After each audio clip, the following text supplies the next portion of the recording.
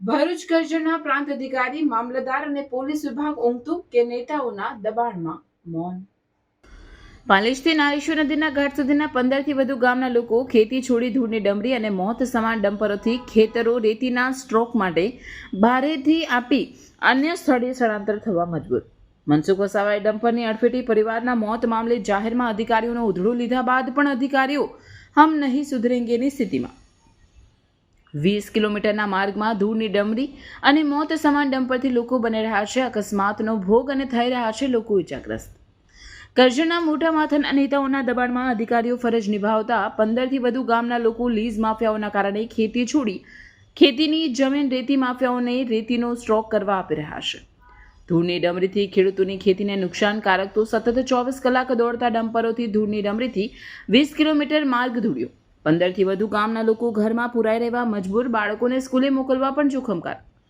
ભરૂચ જિલ્લાના પાલેજના સાસરોદથી નારેશ્વર નર્મદા નદીના ઘાટ સુધીના 20 કિલોમીટરના માર્ગમાં 15થી વધુ ગામો આવેલા છે, પરંતુ આ વિસ્તારમાં રાત દિવસ માટેના સાંઢની માફક રેતી ભરેલા ડમ્પરો દોડતા સમગ્ર વિસ્તાર ધૂળિયો બનતા લોકોએ ઘરમાં પુરાવાનો વારો આવવા સાથે ઘણા ખેડૂતોએ તો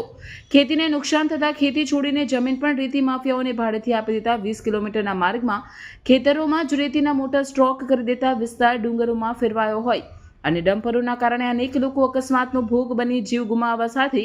ઇજાગ્રસ્ત બનતા અને ધૂળિયા માર્ગના કારણે નારેશ્વરનો ઘાટ પણ પ્રવાસીઓ વિના સૂનો થતા અધિકારીઓ રાજકીય નેતાઓના દબાણમાં મૌન સેવી બેઠા હોવાના આક્ષેપો થઈ રહ્યા છે. ભરૂચ જિલ્લાના પાલેજ નજીકથી પસાર થતો સાસરોદથી કરજણ તાલુકાના નારેશ્વરના નર્મદા નદીના ઘાટ સુધી સંખ્યાબંધ ગામો જેવા કે પાછાપુરા, સારેંગ, સરોદ, સોમજ, દેલવાડા, મોટી કોરલ, ઓઝ, માલોદ, સાયણ અને નારેશ્વર નદીના પ્રવાસ ઘાટ સુધી 20 કિલોમીટરના માર્ગની અંદર નદીમાંથી મોટા પ્રમાણમાં રેતી ડમ્પરો મારફતે 24 કલાક હજારો વાહનોમાં રેતી સતત લઈ જવાતા દિવસ દરમિયાન પણ વાયુદેવ એટલે કે પવનના કારણે ખુલ્લા ડમ્પરોમાંથી ધૂળની ડમરી ઉડતા 15થી વધુ ગામના સંખ્યાબંધ લોકોના કપાસ સહિતના વિવિધ પાકોની ખેતીને નુકસાન થતા હવે રેતી માફિયાઓના પાપે ગામના લોકોએ જીવન વિતાવવું અને તેમાંય ખેતી કરી અને તૈયાર થયેલા પાક ઉપર ધૂળની ડમરીથી ખેડૂતોના પાક ઉપર મોટું નુકસાન થતા અને ડમ્પરો સ્થાનિક તંત્ર કે પોલીસ વિભાગ બંધ કરાવવામાં સદંતર નિષ્ફળ નીવડતા ખેડૂતોથી માંડી ગ્રામજનોએ હવે ધૂળની ડમરીથી ઘરમાં જ પુરાઈ રહેવાની નોબત આવતા અને 20 કિલોમીટરના માર્ગ ઉપરના વૃક્ષોના પાંદડા પર ધૂળની ડમરીના થડ જામેલા જોવા મળતા સમગ્ર વિસ્તારના ખેડૂતોથી માંડી ગ્રામજનો રેતીના ડમ્પરોથી પરેશાન થઈ બિસ્માર માર્ગના કારણે અકસ્માતનો ભોગ પણ બનતા ઘણા વાહન ચાલકો અકસ્માતમાં જીવ ગુમાવી રહ્યા છે. અને અગાઉ પણ એક જ પરિવારના 3 સભ્યોના મોતને પગલે સાંસદ મનસુખ વસાવાએ અધિકારીઓનો જાહેરમાં ઉધડો લીધા બાદ પણ ગણતરીના દિવસો બાદ અધિકારીઓ પુનઃ રેતીના ડમ્પરો સામે લાચાર બની કેબિનમાં બેસી રહેતા ફરી એકવાર આ માર્ગ ઉપર હજારો ડમ્પર દોડતા 2 વ્હીલર વાહન ચાલકો અકસ્માતનો ભોગ બની ઇજાગ્રસ્ત થવા સાથે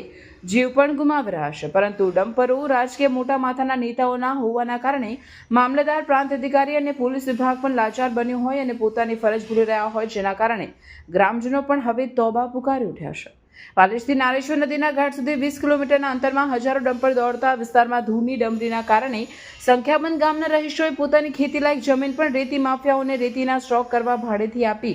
ગામ છોડી સુરક્ષિત જગ્યાએ સ્થળાંતર થતા હોય અને ધૂળની ડમરીથી બાળકોને સ્કૂલે મોકલવામાં પણ મુશ્કેલી પડતી હોય. ઘણા ગામના લોકો બાળકોનું શિક્ષણ ન વેડફાય તે માટે અન્ય ગામોમાં મકાન ભાડેથી રાખી રેતી માફિયાઓના ધૂળની ડમરીના આતંકથી અને તંત્રના મૌન સામે સંખ્યાબંધ ગ્રામજનો ભાડે હાલાકી ભોગવવા મજબૂર બન્યા છે. જો કે આ મોટા ભાગના ડમ્પરો ભાજપના નેતાઓના હોય અને સ્થાનિક અધિકારીઓને પણ બદલી કરાવવાનો ડર અથવા તો મહેનતાણું પણ ચૂકવાતું હોય તો જ અધિકારીઓ ગ્રામજનોની સુરક્ષા કરવાને બદલે રેતી માફિયાઓને છાવરતા હોય તેવું સૂત્રો માની રહ્યા છે. પરંતુ ભરૂચ જિલ્લા અને કરજણ તાલુકાના તંત્ર સામે પણ ગ્રામજનો નારાજ બન્યા છે. સૌથી વધુ ઓઝ ગામમાંથી રેતીના ડમ્પરોની રાત દિવસ લાંબી કતારમાં વાહનો નીકળી રહ્યા છે, જેના કારણે આ વિસ્તારમાંથી નારેશ્વર જતા પ્રવાસીઓની સંખ્યામાં ઘટાડો થતા નારેશ્વરના ઘાટ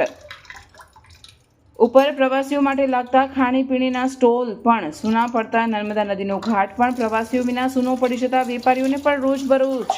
બેરોજગાર થવાનો વારો આવી રહ્યો છે. પાલેજથી નારેશ્વર સુધીના 20 કિલોમીટરનો માર્ગ બિસ્માર બનતા અને ધૂળની ડમરીથી અનેક વાહન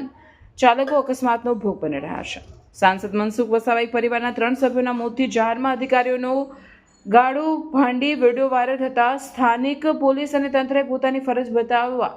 1 મહિનો ડમ્પરો બંધ કર્યા, ગણ્યા ગાંઠ્યા ડમ્પરો ડિટેન કર્યા અને ત્યાર પછી પણ છેલ્લા 1 વર્ષથી તંત્ર પોલીસ વિભાગ પોતાની કેબિનમાં બેસી ગયા છે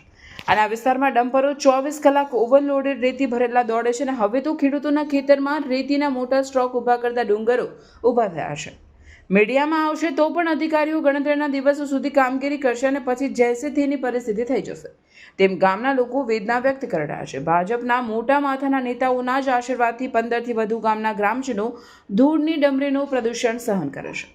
15 ગામના ખેડૂતોથી માંડી ગ્રામજનો ધૂળિયા વિસ્તારમાં ઘરમાં પુરાઈને રહે છે. ભરૂચ અને વડોદરાના કલેક્ટર આ 15 ગામના ગણાતા વિસ્તાર પાલેજના સાંસરોદથી નારેશ્વરના ઘાટ સુધી શુક્રવારની સવાર પોતાની ગાડીમાં નીકળી નિરીક્ષણ કરી બતાવે તેવી ચેલેન્જમાં ઘણા ગામના લોકો ઉચ્ચારી રહ્યા છે. શું બંને જિલ્લાના કલેક્ટર શુક્રવારની સવાર નારેશ્વરના માર્ગ ઉપર નીકળીને રેતીના સ્ટ્રોક અને ડમ્પરોને ધૂળિયા માર્ગ મુદ્દે કાર્યવાહી કરી શકશે કે પછી નેતાઓના દબાણમાં દેખાવ પૂરતી કામગીરી કરશે તેવું સૂત્રો કહી રહ્યા છે. રિપોર્ટર અવી સૈયદ, કરજણ.